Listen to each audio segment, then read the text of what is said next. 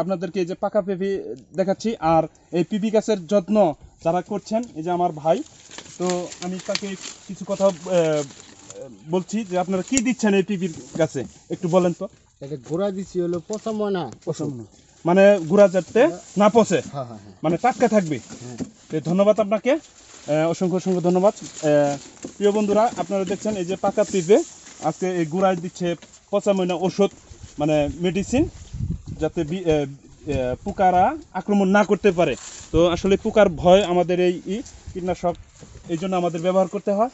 তো আপনারা জানেন যে পেঁপে অনেক মজাদার। বেরিবাদ ইউনিয়নে পেঁপের বাগান দেখাবো, চলেন আমরা পেঁপের যাই। তো দেখেন পেঁপে কীভাবে আসে। পেঁপে আসে আপনার ওই যে ওই ফুল থেকে এই যে গোটা আসে, গোটার থেকে তারপরে এই সাইজের হয় দেখেন। তো পরে এই যে এই সাইজের হয়, তারপরে এই সাইজের হয়, তারপরে এই এই এই সাইজের হয়। তো বন্ধুরা, তারপরে এই রকম হয়ে এইভাবে আস্তে আস্তে এই যে পেকে যায়, দেখছেন এই যে পেকে যায়। তো বন্ধুরা, আপনাদেরকে আমি আজকে এই পেঁপের দেখাচ্ছি। তো আমাদের এই পেঁপে বাংলাদেশের অনেক জায়গায় যায়।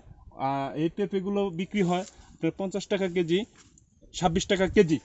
তো এমনি তরকারি কাঁচামাল ওই সরবরাহ ওই হিসাবে বিক্রি করা হয় আমাদের এই পেঁপেগুলো।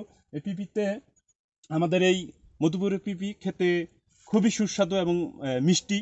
তো আপনারা জানেন যে এই পেঁপে খেলে আমাদের রোগ জীবাণু, মানে গ্যাস্ট্রিকের কাজ করে। আপনারা জানেন ওষুধ হিসাবেও অনেকেই খায় রুগীরা। তো আমি নিজেও খেয়েছি। তো যেমন ধরেন এই কাঁচা পেঁপে গ্যাস্ট্রিকের অনেক উপকারিতা হয়, এটা আপনারা জানেন কি না? তো আপনারা অনেক এই পেঁপের ভিডিও দেখেছেন, তো অবশ্যই অবশ্যই আমার ভিডিওটাও একটু দেখবেন। আমি আপনাদেরকে পেঁপের বাগান ঘুরে ঘুরে দেখাবো। তো চলেন বন্ধুরা, আমি আপনাদেরকে পেঁপে দেখাচ্ছি। এই দেখেন অনেক বড় সাইজ। এটা পেঁপের নাম হলো টবলেডিস পেঁপে, কোনো বিচি নাই। এই দেখেন অনেক বড় পেঁপে এই যে। তো আপনারা যদি থাকতেন বন্ধুরা, তো আপনাদেরকে আমি খাওয়াতে পারতাম। এই যে দেখেন, এটা হলো পাকা পেঁপে। এই যে পাকা পেঁপে, এই দেখেন কি সুন্দর পেকেছে, কালার হচ্ছে। তো প্রিয় বন্ধুরা, আজকে আমি আপনাদেরকে এই কারণে নিয়ে আসছি যে আমাদের এই মধুপুর টাঙ্গাইল বেরিবাদ ইউনিয়নে মাগুন্দিনগর গ্রামে একটি বিশাল বড় বাগান, পেঁপের বাগান। তো বন্ধুরা, আজকে আপনাদেরকে ঘুরে ঘুরে দেখাচ্ছি। আবার পেঁপের ফুলও খাওয়া যায়। আমাদের আদিবাসীরা পেঁপে খায়। আবার এই দেখেন যে আনারস, এখানে আনারসও চাষ করেছে। এখানে আবার আদা কচু হলুদও আবাদ হয়েছিল। তো বন্ধুরা, আমাদের এই মাটিতে এক জমিতে আবাদ হয় মনে করেন 5-6 রকমের কৃষি ফসল। তো বন্ধুরা, আজকে আপনাদেরকে দেখালাম।